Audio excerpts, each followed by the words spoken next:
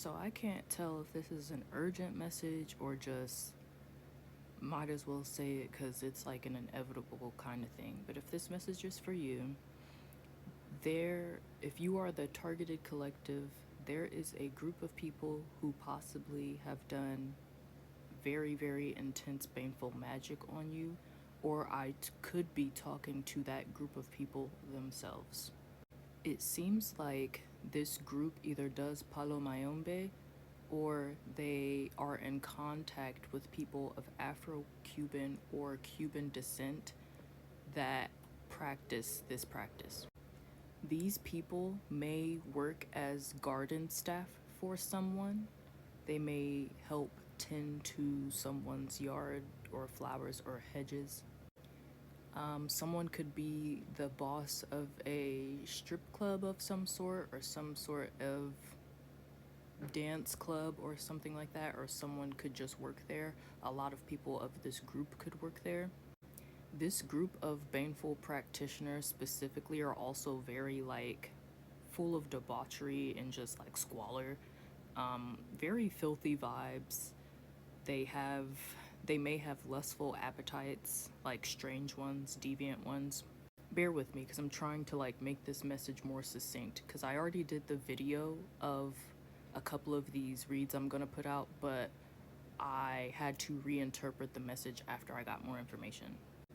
So if these group of practitioners could be some sort of like coven or society, secret society, if they aren't into Palo Mayombe, the person being targeted could be a Palo Mayombe practitioner, or your lineage or your bloodline goes back to those spirits or those ancestors. I say that because when I was doing this read, the energy was so incredibly intense and strong, and these spirits are pissed. I mean, unbelievably hot, fiery. I don't even know a stronger word for pissed. They are like through the roof. And it's not against the collective, I'll call you the positive collective, but it's in like support of like whoever's being targeted, apparently it wasn't warranted. So these may be your spirits, either known or unbeknownst to you. These spirits are going very hard for you, and they are very upset that this group has decided to attack you. This is going to be kind of jumbled, so please bear with me. But the targeted collective person or people, it could be a group targeting another whole group. You could have African roots of some sort, or African, like you could be a African descendant of some sort, from the Congo area, or just in general.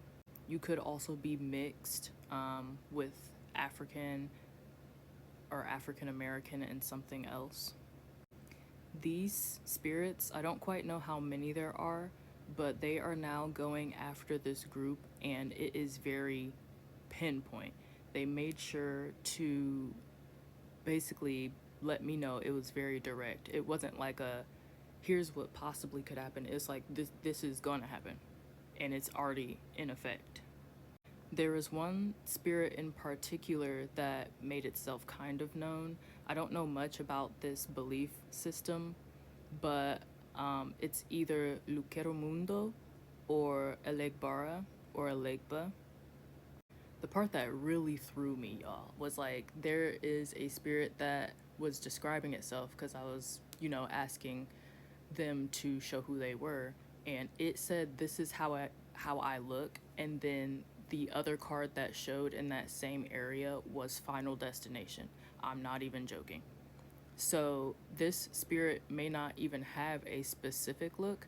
There was another card that said basket, so that made me think like basket hat or straw hat, which I associate with like crossroads type, typically male appearances.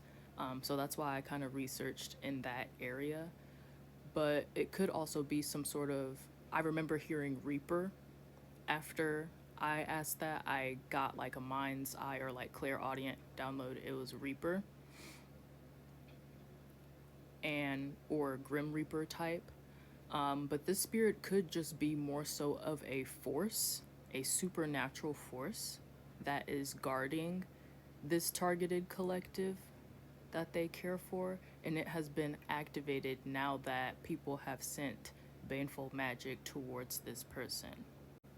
There were messages of like Gilgamesh in here, so I was like, how does that apply? Like, what the heck?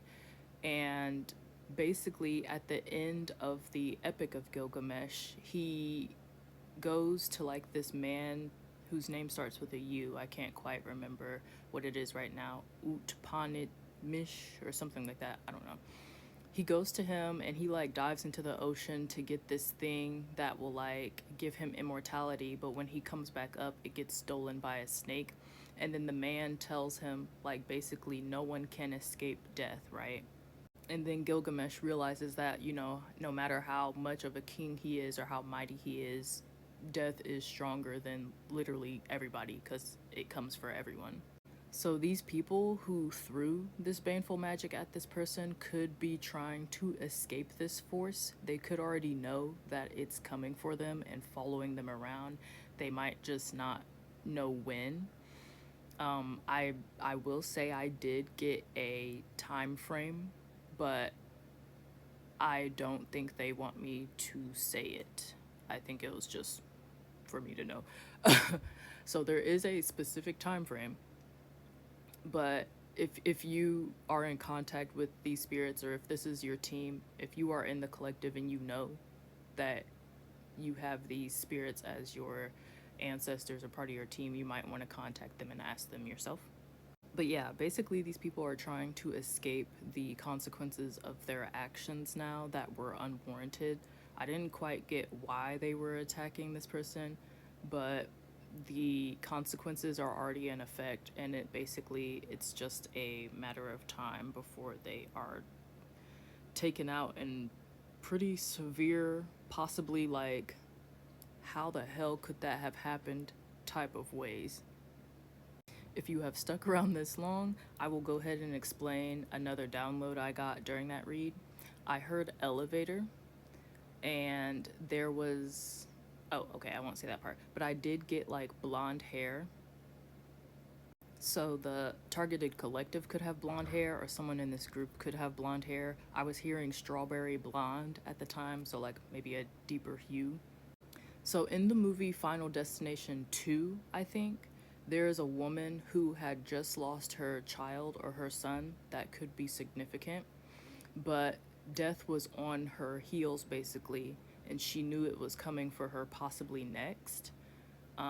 Because basically death goes through people in a specific way in those movies, but if they do something, they could get it to jump to another person, but it usually doubles back around. Like, they think they avoided it, but it'll come back and get them. But basically, she was in an elevator with this man with a carriage, not carriage, why did I say carriage? With a container or like a box full of hooks. And she was getting paranoid because she was having visions, or she was seeing death in all places. Now, this could have been actual signs death was there, or it could have been her own mind playing tricks on her. Either way, it both led her to her demise. So she starts to panic, and the elevator doors open, and she tries to run off the elevator to escape this man because she thinks he's gonna hurt her. But her hair gets caught on one of the hooks in his box. So then she starts to panic. Now, if she would have calmed down, she could easily get her hair off the hook. But she starts to panic because she's already worked up, because she already knows death is on her heels. She tries to get her hair off, she can't, so she gets stuck in the doorway of the elevator, and the doors close on her neck. The elevator starts going up, and she can't free herself in time, and basically her head gets separated from her body. And the man in the elevator witnesses it. It's very crazy, very intense. So I don't know if that applies to someone. People may get, their heads removed from their body, or like I said, just freak accidents may start breaking out among this group.